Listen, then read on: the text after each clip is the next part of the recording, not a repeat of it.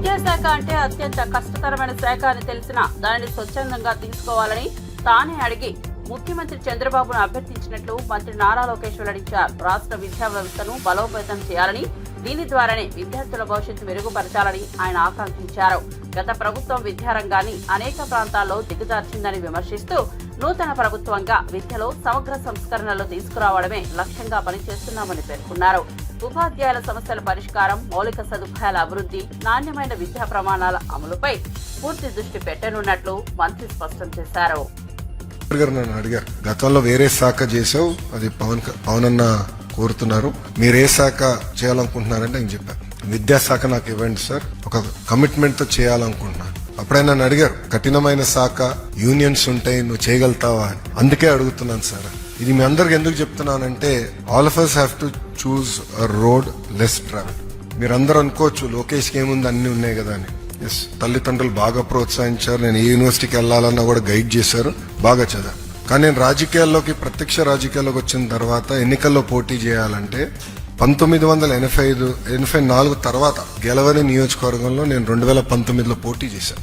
ఓడిపోయాను. ఒకరోజు బాధ కలిగింది. రెండో రోజు నుంచి ఆ బాధ, ఆవేదన నాలో కసి పెంచింది. ఇక్కడనే మళ్ళీ పోటీ చేయాలి, గెలవాలని కసితో ఆ రోజు రెండో రోజు నుంచి పనిచేశాను. 5 years కష్టపడ్డా.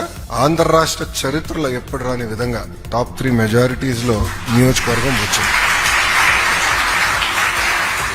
ఇది మీ అందరికి ఎందుకు చెప్తున్నానంటే, there is no replacement for will power, there is no replacement for hard work. ఒక జోక్గా చెప్పాలి, నేను స్టాన్ఫర్డ్ లో చదివేటప్పుడు, స్టాన్ఫర్డ్ లో ఎంబీఏ చేశాను. అక్కడ ఆర్జే మిల్లర్స్ అని ఉంటారు. టాప్ 3% ఆఫ్ ద క్లాస్ వాళ్ళని ఆర్జే మిల్లర్స్ అంటారు. సో మేము అందరూ నవ్వుకునే వాళ్ళం, we are friends of RJ millers అని. అట్లా ఈ రోజు I'm friends of shining stars. మీరు బాగా చదివారు, బాగా కష్టపడ్డారు, ఒక పట్టుదల, ఒక కమిట్మెంట్ తో ఈ రోజు మిమ్మల్ని ఇక్కడ కూర్చోబెట్టి, మీ మెరిట్ ఈ రోజు ఇక్కడ కూర్చోబెట్టి, మిమ్మల్ని అందరం చూసిన తర్వాత సమాజంలో ఉన్న తల్లిదండ్రులకి ప్రభుత్వ విద్య పైన నమ్మకం పెరుగుతుంది. నేను ఎంత మాట్లాడినా, శాసనసభలో ఎంత మాట్లాడినా, రిజల్ట్స్ విల్ స్పీక్. నేను అదే అధికారులు చెప్తా, అవుట్పుట్లు కాదు, ఎన్ని గంటలు చదువు చెప్పాం కాదు, ఎన్ని సార్లు వచ్చారు కాదు, నాకు అవుట్కమ్ రిజల్ట్స్ లో మనం చూపించాలి సమాజానికి. ఒక్క నంబర్ పైన మనల్ని మెజర్ చేస్తారు. పదే పదే చెప్పాడు. ఈ రోజు మీరు ప్రభుత్వ విద్య పైన నమ్మకం పెంచిన వాళ్ళు అవుతారు. నిజంగానే I'm very proud of you. You are the brand ambassadors of Andhra Pradesh. వచ్చే సంవత్సరం నుంచి ప్రైవేట్ సంస్థలతో ధీటుగా మేము కూడా యాడ్లు ఇవ్వబోతున్నాం. మీరు యాడ్లు చూస్తారు కదా, రిజల్ట్స్ వచ్చిన 1, 2, 3, 4, 5 అనే యాడ్లు ఇస్తారే, వాళ్ళతో ధీటుగా మేము కూడా ఇద్దాం. నెక్స్ట్ ఇయర్ నుంచి క్వాలిటీ తీసుకొద్దాం అనే లక్ష్యంతో మీ ప్రభుత్వం పనిచేస్తుంది. ప్రభుత్వ మెడికల్ కాలేజీలు, కోర్టు లాంటి ప్రాధాన్యమైన ప్రభుత్వ రంగాల్ని చంద్రబాబు అమ్మేందుకు చూస్తున్నారని విమర్శించారు వైఎస్ఆర్ కాంగ్రెస్ పార్టీ అధ్యక్షుడు వైఎస్ జగన్. ప్రజల ఆరోగ్య హక్కులపై దాడి చేస్తూ ప్రభుత్వ ఆసుపత్రుల నిర్మాణానికి ఆటంకం కలిగిస్తున్నారని ఆరోపించారు. ప్రశ్నించే గొంతులు ఉండకూడదన్న దృక్పథంతో భయానక పాలన కొనసాగిస్తున్నారని జగన్ ఆగ్రహం వ్యక్తం చేశారు. ప్రజా ఆస్తుల్ని కార్పొరేట్ చేతుల్లోకి నెట్టే కుట్రను ప్రజలు గమనించాలని పిలుపునిచ్చారు. అక్కడ ఉంటే అసిస్టెంట్ ప్రొఫెసర్లు అందుబాటులో ఉంటారు. ఆ కాలేజీలో పనిచేసే స్టాఫ్, పోస్ట్ గ్రాడ్యుయేట్ స్టూడెంట్స్, వీళ్ళంతా కూడా అందుబాటులో ఉండి ఒక మల్టీ స్పెషాలిటీ హాస్పిటల్ ఆ డిస్ట్రిక్ట్లో పేదలకు అందుబాటులో ఉంటుంది. ఎప్పుడైతే ఈ మెడికల్ కాలేజ్ అక్కడ అందుబాటులో ఉంటుందో, గవర్నమెంట్ మెడికల్ కాలేజ్ అందుబాటులో ఉంటుందో, అప్పుడు ప్రైవేట్ రంగంలో ఉన్న ఏ హాస్పిటల్ కూడా పేదవాడిని ఎక్స్ప్లాయిట్ చేయని పరిస్థితిలోకి వస్తుంది. ఎందుకంటే ఎక్స్ప్లాయిట్ చేసే పరిస్థితి అంటే, అక్కడే గవర్నమెంట్ హాస్పిటల్ ఉంది కదా, మెడికల్ కాలేజ్, ఆటికి పోతామని చెప్పి చెప్తారు ఎవరైనా కూడా. ఆ పరిస్థితి నుంచి నాశనం చేసి కాలేజీలు అమ్మడానికి సిద్ధపడ్డారు. మన ప్రభుత్వ హయాంలో గతంలో ఎప్పుడు జరగని విధంగా, రాష్ట్ర చరిత్రలో ఎప్పుడు చూడని విధంగా మనం కొత్తగా గవర్నమెంట్ రంగంలో 3 పోర్టులు ఏకంగా కట్టడానికి శ్రీకారం చుట్టాం. ఇదే విశాఖపట్నం జిల్లాలో ప్రజలకందరికీ కూడా బాగా తెలుసు. మూలపేట, శ్రీకాకుళం జిల్లాలో పోర్టు. గతంలో ఎప్పుడు ఊహించని విధంగా శ్రీకాకుళం జిల్లాకు అభివృద్ధి బాట నడిపించే ఒక గొప్ప అడుగు ఆ పోర్టు. ఆ పోర్టులో అడుగులు వేసింది ఎప్పుడు అని అంటే, మన ప్రభుత్వం వచ్చిన తర్వాతనే. అక్కడే మనం భూములు కొనుగోలు దగ్గర నుంచి, పర్మిషన్ తేవడం దగ్గర నుంచి, చివరికి ఆ పోర్టు ఇబ్బంది పడకోకుండా ఫైనాన్షియల్ క్లోజర్ కూడా మనమే పూర్తిగా కంప్లీట్ చేసి, ఏకంగా మనం 30% పన్ను కూడా పూర్తి చేసే కార్యక్రమం మనం చేస్తే, చంద్రబాబు నాయుడు గారు ఇప్పుడు ఆ 3 పోర్ట్లను, గవర్నమెంట్ రంగంలో ఉన్న 3 పోర్ట్లను కమిషన్ల కోసం అమ్మడానికి ఈ పెద్ద మనిషి శ్రీకారం చుట్టాడు. ఇదే పెద్ద మనిషి చంద్రబాబు నాయుడు గారు ఇదే ఉత్తరాంధ్రలో ఎప్పుడు చూడని విధంగా ట్రైబల్ ప్రాంతాన్ని అభివృద్ధి పదంలో మనం నడిపించు. ట్రైబల్ ప్రాంతంలో ఒక ట్రైబల్ ఇంజనీరింగ్ కాలేజ్, ట్రైబల్ ప్రాంతంలో ఒక మెడికల్ కాలేజ్, ట్రైబల్ ప్రాంతంలో ఏకంగా 5 సూపర్ స్పెషాలిటీ హాస్పిటల్ ఐటీడీఏ పరిధిలో, ఏకంగా సాలూరులో ఒక ట్రైబల్ యూనివర్సిటీ కూడా అడుగులు వేగంగా మనం ముందుకు వేయి చేస్తే ఈ పెద్ద మనిషి పూర్తిగా వాటి పనుల గురించి పట్టించుకునే పరిస్థితులు ఎవడూ లేని పరిస్థితులు ఈరోజు ట్రైబల్ ప్రాంతం కనపడతాం. ఈరోజు భోగాపురం ఇంటర్నేషనల్ ఎయిర్పోర్ట్ మనందరికీ కూడా పరిచయం. ఆ పనులు 5 సంవత్సరాలు చంద్రబాబు నాయుడు హయాంలో కాళేశ్వరం ప్రాజెక్టు అవకతవకలపై రాష్ట్ర ప్రభుత్వం స్పష్టమైన దశలను అనుసరిస్తోందని ఎమ్మెల్సీ అద్దంకి దయాకర్ తెలిపారు. ఈ అంశంలో ప్రమేయం ఉన్న అందరి వివరణలు తీసుకున్నాకే బాధ్యులపై కఠిన చర్యలు తీసుకుంటామని స్పష్టం చేశారు. అభిప్రాయాలన్నీ సంపాదించిన అనంతరమే దర్యాప్తు పునరుద్ధరిస్తుందని, తొందరపడకుండా నిర్దిష్ట ఆధారాలుగా విచారణ జరగాలని అభిప్రాయపడ్డారు. ప్రజల ఆందోళనతో పాటు ప్రాజెక్టు నాణ్యతపై వచ్చిన ఆరోపణలను ప్రామాణికంగా పరిగణించి తగిన చర్యలు తీసుకోవాలని ప్రభుత్వానికి సూచించారు. ఈరోజు కేసీఆర్ గారికి, హరీష్ రావు గారికి, తర్వాత ఈటెల రాజేందర్ గారికి ఘోష్ కమిటీ యొక్క ఆహ్వాన పత్రికలు లేదంటే సమన్సస్కు అనుకోవచ్చు, లేదంటే ఆ సంబంధిత అంశంలో వాళ్ళకిచ్చిన తాకీదులకు సంబంధించి వివిధ రకాల వ్యాఖ్యానాలు విపక్షాలకు సంబంధించి కానీ బీజేపీ బీఆర్ఎస్ మిత్రులు కానీ చేస్తున్న వైనం చూస్తున్నాం. ఇప్పటికీ కాళేశ్వరంకు సంబంధించిన అంశంలో ఆ రోజు ముఖ్యమంత్రిగా ఉన్న కేసీఆర్ గారు కానీ, ఆ రోజు ఇరిగేషన్ శాఖ మంత్రిగా ఉన్న హరీష్ రావు గారు కానీ, ఆ రోజు ఆర్థిక అనుమతులు ఇచ్చిన ఈటెల రాజేందర్ గారు కానీ డెఫినెట్ గా దానికి సంబంధించి వివరణ ఇవ్వాల్సిన సందర్భం ఉన్నది. కమిటీ ఈరోజు 17 నెలలైంది, సంవత్సరంన్నర అయింది ఇంకా అని చెప్పేసి చాలా మంది అంటున్న పరిస్థితుల్లో తప్పు జరిగింది కాబట్టే, ప్రిమాఫేసి ఉంది కాబట్టే కమిటీ ఈరోజు కాన్స్టిట్యూట్ అయింది.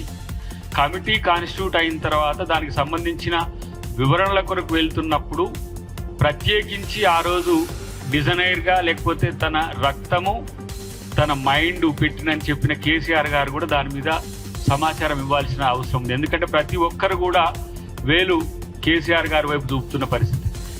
కాంగ్రెస్ ప్రభుత్వం కమిషన్ వేయడం వెనుక ఒక ప్రధానమైన ఉద్దేశం ఉంది. ఉత్తగనే బట్టగాల్చి మీదేసి ఏదో రాజకీయ కక్ష సాధింపు కొరకు చేయలేదు. సాంకేతికాంశాలు, ఆర్థికాంశాలు, అవినీతికి సంబంధించిన అక్రమాలకు సంబంధించిన వివరణ తేలినాకనే బాధ్యుల పట్ల చర్యలు తీసుకోవాలని ఒక డెమోక్రటిక్ ఒక వాల్యూస్ తోనే ఈరోజు ఆ కమిషన్ వేయడం జరిగింది. తిరువూరు మున్సిపల్ ఎన్నికల సందర్భంగా వైఎస్ఆర్సీపీ కౌన్సిలర్లపై జరిగిన దాడిపై కఠిన చర్యలు తీసుకోవాలంటూ వైఎస్ఆర్సీపీ నేతలు ఎన్నికల కమిషనర్ నీలం సాహ్నికి ఫిర్యాదు చేశారు. పోలీసులు తమ బాధ్యతలు నిర్వర్తించడంపై ఎమ్మెల్సీలు లేళ్ల అప్పిరెడ్డి వరద కళ్యాణి, పండుల రవీంద్రబాబు, మాజీ ఎమ్మెల్యే మల్లాది విష్ణు గట్టిగా స్పందించారు. ఎన్నికల కమిషన్ ఆదేశాలను పట్టించుకోకుండా పోలీసులు టీడీపీకి అనుకూలంగా వ్యవహరిస్తున్నారని ఎమ్మెల్సీ వరద కళ్యాణి ఆరోపించారు. ప్రజాస్వామ్యాన్ని కాపాడే బాధ్యత ప్రభుత్వానిదేనని ఆమె స్పష్టం చేశారు. నిన్న 4 కౌన్సిలర్ని బలవంతంగా తీసుకుని వెళ్లి పార్టీలో చేర్పించినటువంటి పరిస్థితి చూసాం. ఈ రోజు కూడా అదే రకంగా చేయాలని ప్రయత్నం చేస్తా ఉన్నారు. మెజార్టీ లేకపోయినా తిరువూరు మున్సిపాలిటీని హస్తగతం చేసుకోవాలని చెప్పని దౌర్జన్యంగా చేసేటటువంటి కార్యక్రమం జరుగుతోంది. ఎన్నికల కమిషన్ డైరెక్షన్ ఇచ్చినా, అలాగే ఈరోజు ఉదయం కోర్టులో కూడా వైఎస్ఆర్ కాంగ్రెస్ పార్టీ పిటిషన్ దాఖలు చేయడం జరిగింది. కోర్టు కూడా ఆశ్చర్యపోయింది.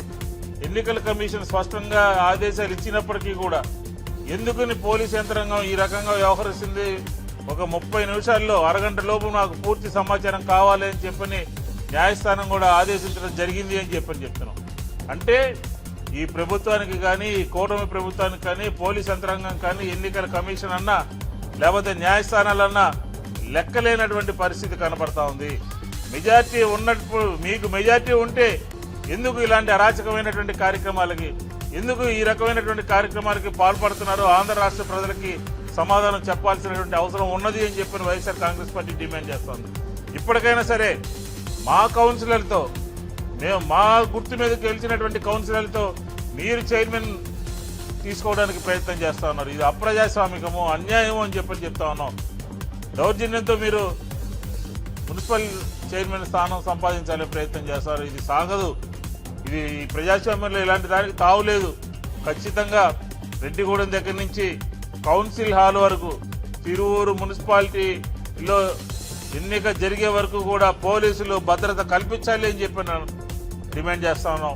ఉదయం నుంచి అడుగుతా ఉన్నాం, అధికారులందరికీ చెప్తా ఉన్నాం. వాళ్ళు చెప్పేది ఒకటి, క్షేత్రస్థాయిలో జరిగేటటువంటి కార్యక్రమం వేరేది. ఎన్నికల కమిషన్ నిన్న డైరెక్షన్ ఇస్తే విజయవాడ నుంచి ఎన్నికల కౌన్సిల్ హాల్ వరకు ఎందుకు మీరు భద్రత కల్పించలేకపోయారు? ఎందుకు మీరు గన్మెన్ లేవలేకపోయారు? దానికి సమాధానం చెప్పండి. ఆ రోడ్డు తిరువూరు వస్తే భద్రత కల్పిస్తారంట.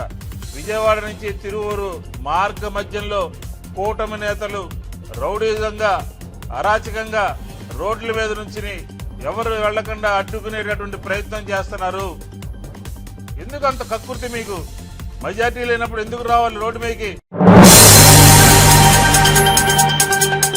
టీపీసీసీ అధికార ప్రతినిధి డాక్టర్ సత్యం శ్రీరంగం సంచలన వ్యాఖ్యలు చేశారు. రాహుల్ గాంధీ దేశభక్తిని బీజేపీ నాయకులు ప్రశ్నించే అర్హత లేదని వ్యాఖ్యానించారు. రాహుల్ దేశంలో ఎక్కడైనా స్వేచ్ఛగా తిరిగే ధైర్యం ఉన్న నాయకుడిని పేర్కొన్నారు. కేంద్రంలో అధికారంలో ఉన్న బీజేపీ నాయకులు ఎప్పటికీ దేశానికి తగిన సేవ చేయలేదని విమర్శించారు. గాడ్సేకు మహానుభావుడుగా చూస్తూ దేశభక్తిపై బోధించేందుకు ప్రయత్నిస్తున్నారని తీవ్ర స్థాయిలో విమర్శించారు. చిల్లర రాజకీయాలు మాని దేశభక్తిని ప్రదర్శించాలంట. అసలు కిషన్ రెడ్డి గారు మీరు ఏం మాట్లాడుతున్నారు మీకు అర్థమవుతుందా? మీరు ఇంకా కూడా కేంద్ర మంత్రిలాగా మీరు ప్రవర్తించబోతే అసలు ఏమనుకోవాలి? రాహుల్ గాంధీ గారు ఈ దేశంలో వారి చిన్న వయసులోని వారి తండ్రిని, వాళ్ళ నాయనమ్మని టెర్రరిస్టుల చేతులు, విచ్ఛిన్నకారుల చేతులు దేశ సమైక్యత కోసం వారి కుటుంబంలో ఇద్దరిని కోల్పోయారు. వారి కుటుంబంలో ఈ రోజు 4 తరాలు 5 తరాలుంటే 3కి భారతరత్న ఇచ్చారు. వారి దేశభక్తిని శంకించేంత ధైర్యం మీకు ఎక్కడిది? రాహుల్ గాంధీ గారి దేశభక్తిని శంకించేంత ధైర్యం మీకు ఎవరిచ్చారు? రాహుల్ గాంధీ గారి దేశభక్తి గురించి, రాహుల్ గాంధీ గారి ఈ దేశం మీద వారికి ఉన్న నిబద్ధత గురించి మాట్లాడే అర్హత బీజేపీ నాయకులకు కానీ మీ ప్రధానమంత్రి మోడీకి కానీ మీకు కానీ ఉందా? రాహుల్ గాంధీ గారు ఏం తప్పు మాట్లాడారు? పాక్ ప్రేరేపిత ఉగ్రవాదులు పెహల్గామ్ లో దాడి చేస్తే కాంగ్రెస్ పార్టీ సంపూర్ణ మద్దతు ఇచ్చింది. అఖిలపక్ష సమావేశంలో మా రాహుల్ గాంధీ గారు, లీడర్ ఆఫ్ ది అపోజిషన్, మా ప్రీతమ నేత ఏఐసీసీ అధ్యక్షుడు మల్లికార్జున ఖర్గే గారు, పార్లమెంట్ సభ్యులు, భారతదేశంగా వ్యాప్తంగా ఉన్న కాంగ్రెస్ పార్టీ శ్రేణులు, కార్యకర్తలు, నాయకులు, మా ముఖ్యమంత్రి గారు రేవంత్ రెడ్డి గారు కూడా రోడ్డు మీదకి వచ్చి మీకు మద్దతు తెలియజేశాం. ఇంత సంపూర్ణ మద్దతు మీకు తెలియజేస్తే మీరు మాట్లాడే మాటలు సబబుగా ఉన్నాయా? రాహుల్ గాంధీ గారు ఏం తప్పు మాట్లాడారు? ఈ దేశ విదేశాంగ శాఖ మంత్రి ముందుగానే పాక్ కి తెలియజేశాము అని ప్రెస్ మీట్ లో చెప్తే ఆ తెలియజేసే విధానము అర్హత ఆ మంత్రికి ఉందా అని అడిగాడు. అదే విధంగా పార్లమెంట్ సమావేశాలు పెట్టండి. మీ ప్రధానమంత్రి చెప్పాడు కదా, ప్రధానమంత్రి ఫస్ట్ అయినప్పుడు కొత్తల్లో పార్లమెంటే దేవాలయం అని చెప్పి సాష్టాంగ నమస్కారం చేశాడు. ఈ ప్రజాస్వామ్య వ్యవస్థలో పార్లమెంటే దేవాలయం. అది కాంగ్రెస్ పార్టీ సిద్ధాంతం, కాంగ్రెస్ పార్టీ నమ్ముతుంది. ఆ నమ్మకం లేదు మీకే. కాబట్టి రాహుల్ గాంధీ గారి డిమాండ్ మీరు అంగీకరించమని అడుగుతున్నాం. రాహుల్ గాంధీ గారు ఏమడిగారు? పార్లమెంట్ సమావేశం అత్యవసరంగా పెట్టండి, పార్లమెంట్ సభ్యులందరికీ తెలియజేయండి. లీడర్ ఆఫ్ ది అపోజిషన్ గా ఈ దేశంలో ప్రజల మనోభావాలు, ప్రజల కష్టాలు ప్రభుత్వం దృష్టికి తీసుకురావాల్సిన బాధ్యత రాహుల్ గాంధీ గారి మీద ఉంది. అదే రాహుల్ గాంధీ గారు అడిగారు మిమ్మల్ని, పార్లమెంట్ సమావేశాలు పెట్టండి మరి ఆయన ఏం జరుగుతుందో చెప్పండి అని మిమ్మల్ని అడిగితే మీకు దేశభక్తి లేదు, మీరు పాకిస్తాన్ సపోర్ట్ చేస్తారు అని బుద్ధి లేని మాటలు కేంద్ర మంత్రులే మాట్లాడుతుంటే ఈ దేశ ప్రజలు సిగ్గుతో తలదించుకుంటారు.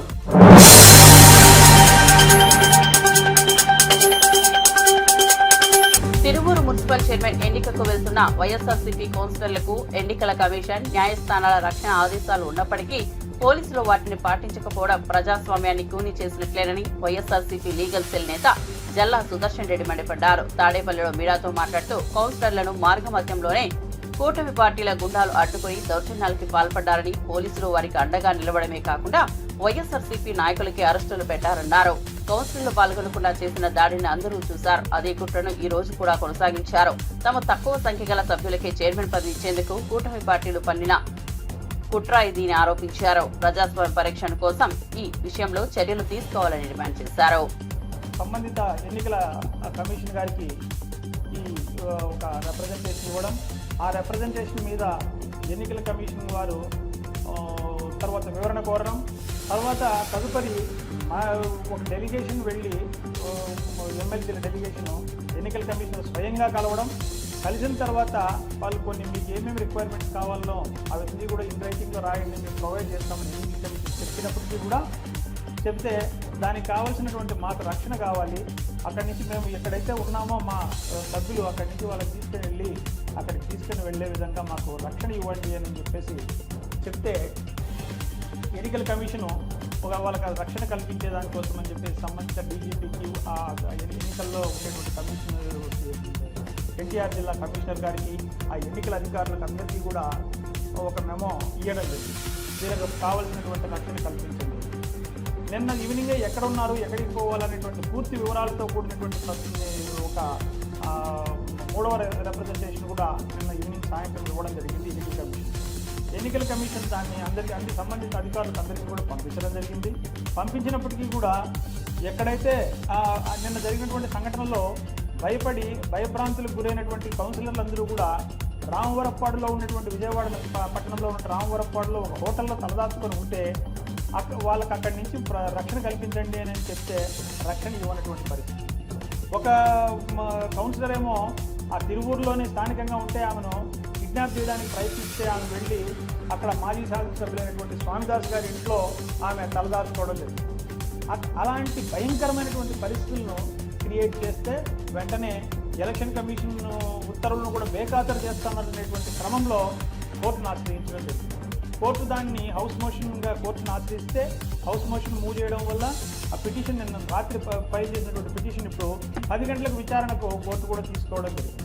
కోర్టు విచారణ తీసుకుంటే కోర్టు విచారణలో వచ్చినటువంటి ప్రభుత్వ న్యాయవాది కూడా మేము రక్షణ కల్పిస్తున్నాము, అన్ని రకాలుగా మేము ఇస్తున్నాము అని చెప్పేసి కోర్టుకు చెప్పడం. మాజీ ఎమ్మెల్యే గువ్వల బాలరాజు తెలంగాణ సీఎం రేవంత్ రెడ్డిపై తీవ్ర విమర్శలు చేశారు. తన నియోజకవర్గం నుంచి ప్రారంభించిన ఇందిరా సౌరగిరి జల వికాసం పథకానికి పేరు మార్చాలన్న సీఎం వ్యాఖ్యలపై అసహనం వ్యక్తం చేశారు. జరిగిన సభలో దళిత, గిరిజన, ఆదివాసీలకు అన్యాయం జరిగిందని, చెంచుల సమస్యలు వినడానికి కూడా అవకాశం ఇవ్వలేదని ఆరోపించారు. బీఆర్ఎస్ హయాంలోనే ROFR పట్టాలు, చెంచు పట్టణాల భూమిని, దేవాలయ నిర్మాణాలు జరిగాయని గుర్తు చేశారు. కొత్తగా చేశానంటూ రేవంత్ చేస్తున్న ప్రచారం తప్పుడు ప్రచారమేనని విస్మరించారు. నల్లమల యురేనియం త్రవ్వకాలను బీఆర్ఎస్ ప్రభుత్వం నిలిపిందని, ఇప్పుడు మళ్లీ రేవంత్ దృష్టి ఆ వైపే ఉందని హెచ్చరించారు. నేనే అవుతా అన్నట్టుగా, లేకుంటే వచ్చే ప్రభుత్వం ఏదైనా సరే నా ఆదేశాలు పాటించాలన్నట్టుగా మొత్తంగా ఆయన ఒక ప్రకటన చేసి దీన్ని 12,600 కోట్లలో ఈ సంవత్సరం ఖర్చు చేసేది కేవలం 600 కోట్లు మాత్రమేనట. 2030 వరకు ఈ ఆయన ఇచ్చినటువంటి కేటాయించినటువంటి పలకబడ్డటువంటి 12,600 కోట్ల రూపాయలు ఖర్చు చేసే విధంగా నిర్ణయం తీసుకున్నామని చెప్పడం జరిగింది. మేము పంచినటువంటి 6 లక్షల ఎకరాలకు సంబంధించినటువంటి ఈ విషయాన్ని మాత్రం 6,69,000 ఎకరాలకు మేము ROFR పట్టాలు ఇస్తే దాని గురించి ఎక్కడో ఎవరికి కనిపించకుండా ఎట్లయితే వ్యాపారస్తులు కండిషన్ సప్లై అనేది రాస్తారో ఆ రకంగా రాసి వదిలేసాను.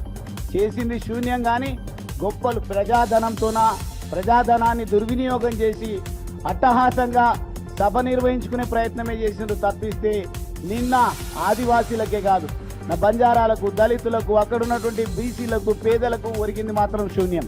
ఎవరైనా ఇటువంటి మాటలు మాట్లాడితే వాళ్ళపైన క్రిమినల్ కేసులు పెట్టాలి, వాళ్ళపైన అభాండాలు వేయాలి, వాళ్ళ గొంతు నొక్కే ప్రయత్నం చేయాలనే యావే తప్ప నిజంగా ప్రజలకు ఇచ్చినటువంటి హామీలను నెరవేర్చేటువంటి విషయంలో ఈ ముఖ్యమంత్రి గారికి, ప్రభుత్వానికి ఎంత మాత్రం చిత్తశుద్ధి లేదు అనడానికి ఇదే సాక్ష్యం. అంటే ఆ రకంగా మీరెన్ని నొక్కి పెట్టేటువంటి ప్రయత్నం చేసినా, మీరెన్ని కుట్రలు కుతంత్రాలు చేసి ప్రజల మనసు చెదిరే విధంగా ప్రయత్నం చేసినా, ఈరోజు మీరు అంటున్నారు కదా మా ఆదివాసీలను కొట్టి బంధించి వాళ్ళకి న్యాయం చేయలేకుండా అన్యాయం చేసిండ్రు అని. మీరే కదా నిన్న సమావేశం ఏర్పాటు చేసి మా వాళ్ళని ఎవరికి కూడా సమావేశానికి అనుమతి ఇవ్వకుండా పోలీస్ స్టేషన్లో పెట్టి భయభ్రాంతులకు గురి చేసింది. అటువంటి మీరు ఈరోజు మా నుంచి ఆదివాసీలను, బంజారాలను, దళితులను, పేదలను ఎడవాపేటువంటి ప్రయత్నాలు, కుట్రలు, కుతంత్రాలు ఎన్ని చేసినా ప్రజలకు నీళ్ళేందో పాలేందో చాలా స్పష్టంగా తెలుసు. కేసీఆర్ గారి ప్రభుత్వంలో మా హయాంలో ఎంతైతే ప్రజలకు న్యాయం జరిగిందో, మేము భూమిని చూరుకోవడం కాదు, వాళ్ళకు విద్యుత్ సౌకర్యం కల్పించడం జరిగింది, వాళ్లకు మోటార్లు ఇవ్వడం జరిగింది, రవాణా సౌకర్యాన్ని మెరుగుపరచడం జరిగింది. ప్రశాంతమైన తిరువురులో టీడీపీ గూండాలు విధ్వంసం సృష్టించారని వైఎస్ఆర్సీపీ ఎన్టీఆర్ జిల్లా అధ్యక్షుడు దేవినేని అవినాష్ ఆగ్రహం వ్యక్తం చేశారు. కౌన్సిలర్ ఎన్నికల నేపథ్యంలో టీడీపీ ఎంపీ కేసినేని చిన్ని ఉద్దేశపూర్వకంగా పార్టీ గూండాలను తమపై రెచ్చగొట్టారని మండిపడ్డారు. తమ కారుపై దాడి చేసి పల్టీలు కొట్టేలా చూశారని, తమ ప్రాణాల మీదకు వచ్చిన దాడికి పోలీసులు సహకరించారని ధ్వజమెత్తారు. కోర్టు నుంచి భద్రత కల్పించాలన్న ఆదేశాలు ఉన్నా పోలీసులు పట్టించుకోలేదు. ఈ కౌన్సిలర్లకు మేము రక్షణగా నిలిచాం, దాడిలో పాల్గొన్న వారెవరిని వదిలిపెట్టాం, పోలీసులే రాజకీయ బానిసలుగా మారారని విమర్శించారు.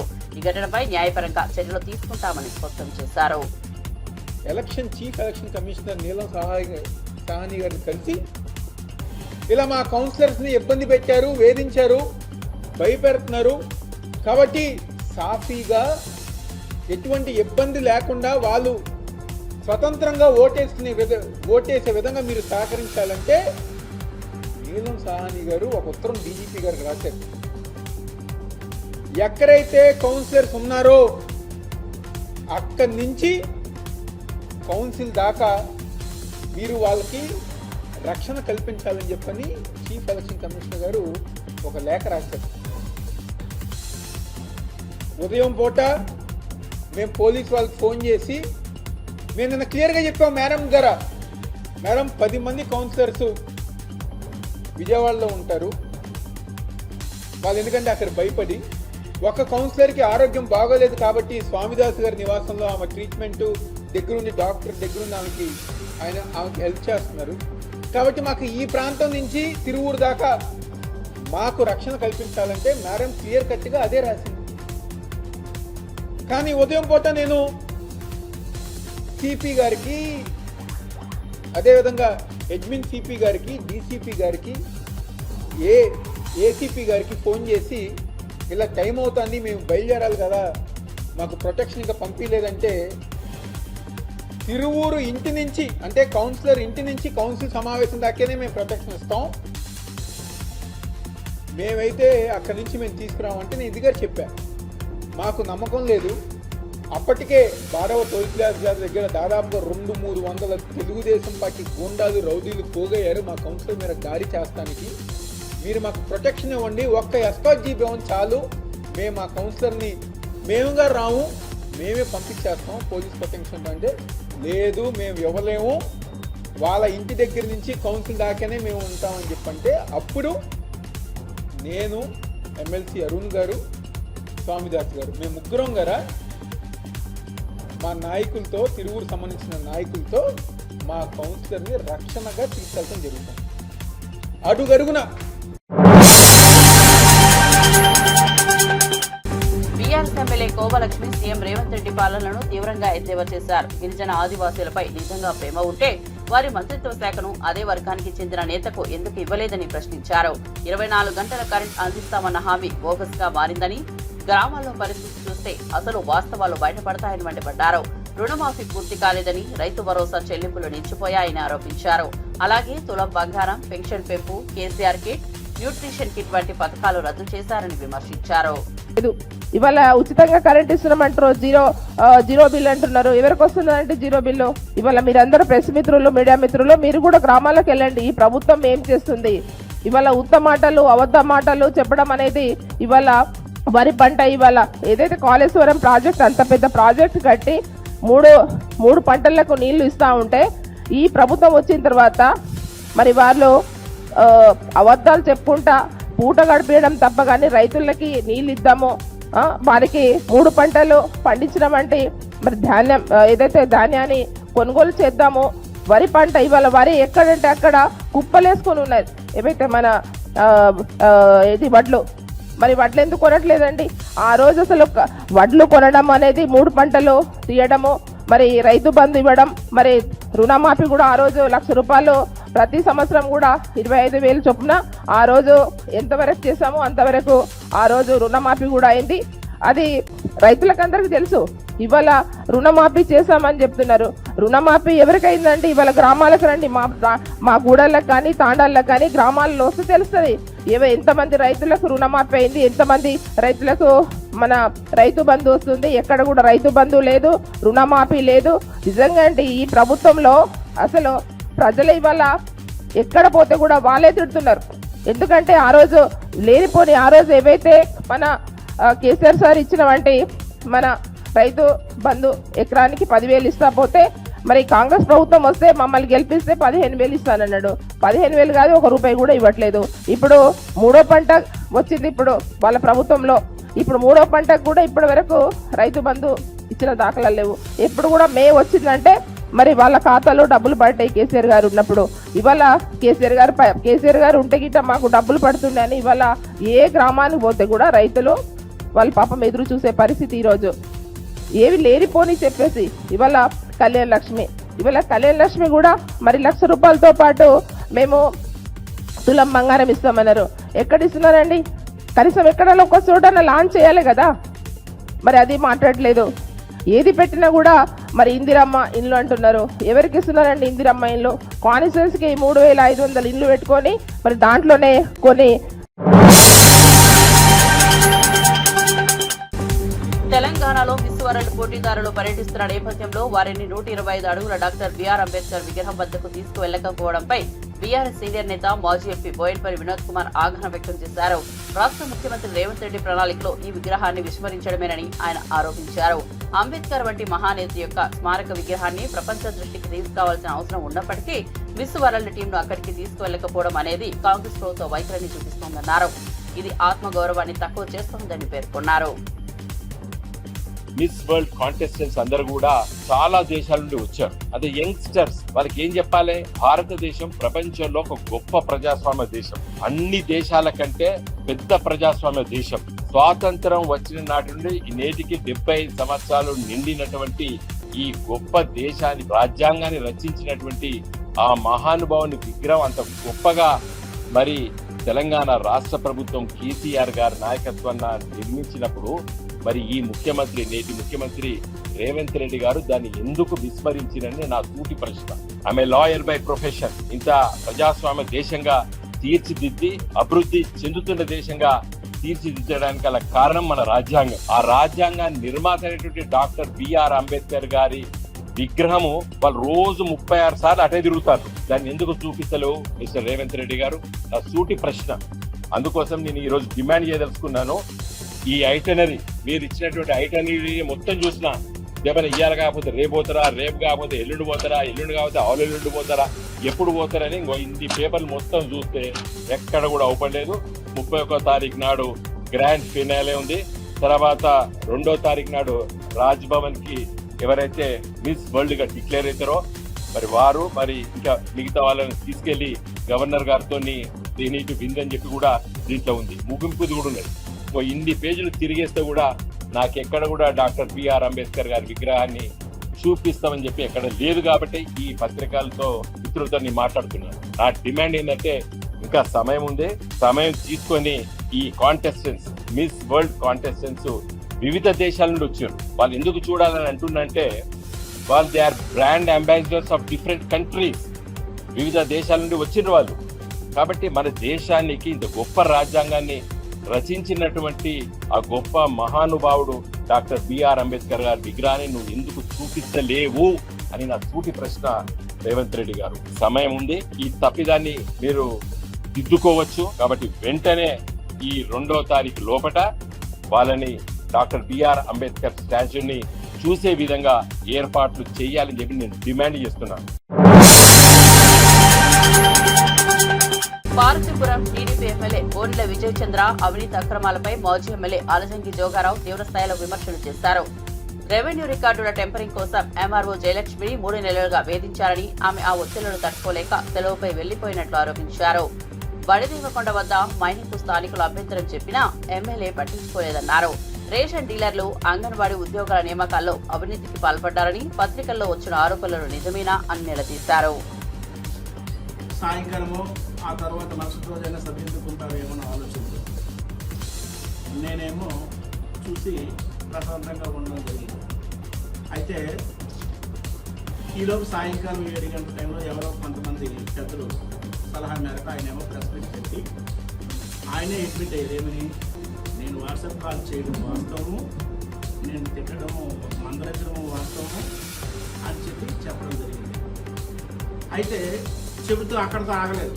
ఏమని, నాకు ఆమె సోదరులు లాంటిది అయ్యి నేను ఆవిడ నుంచి చెబుతాను, ఆమె నాకేదో పనిచేస్తుంది, ఆవిడతో మంచి చేయిస్తాను తప్ప ఈ ప్రజలకి చెప్తే బాగుందని నేను భావించాను.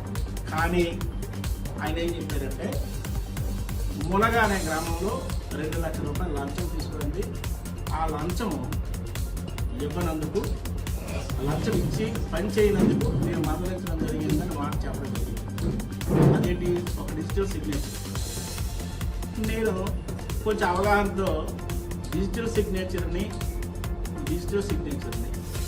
ఒక ఎమ్మెల్యే చెప్తే ఒక ఎంఆర్ఓ గారు ఎందుకు పెట్టలేదు? అది పేద ప్రజలు కదా, రైతులు కదా, అసలు ఇందులో ఇంకేమైనా ఉందా అని ఆలోచన చేశాను. అయితే దాని మీద గతంలోన